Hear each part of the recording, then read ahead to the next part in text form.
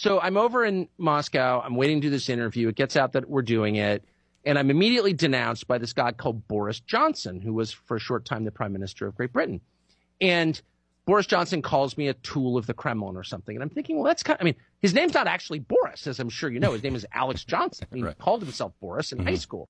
So the guy who calls himself Boris is accusing me? So I was annoyed. So I put in a request for an interview with Boris Johnson, as I have many times because he's constantly denouncing me as a tool of the Kremlin. He says no. So I'm thinking about saying I'm getting more annoyed. So I know a lot of people who know Boris Johnson. So I reach out to them. Finally, one of his advisors gets back to me and says he will talk to you, but it's going to cost you $1 million. He wants $1 million what? In U.S. dollars, gold, or Bitcoin. No, this just happened yesterday or 2 days ago.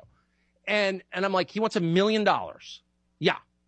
And then he will talk to you about Ukraine. He will explain his position on Ukraine and explain what. So he attacks me without explaining how I'm wrong, of course, or how he's right.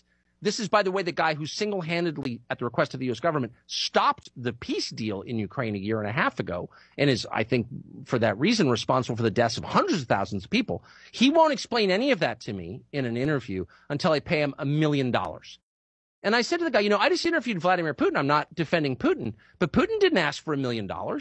So you're telling me that Boris Johnson is a lot sleazier, a lot lower than Vladimir Putin. Okay. Which is true. Yeah. So this whole thing is a freaking shakedown. Why $60 billion? I mean, I could get boring on this because I've learned a lot about it. But $60 billion is not going to allow Ukraine to prevail over Russia. No honest person thinks that's going to work.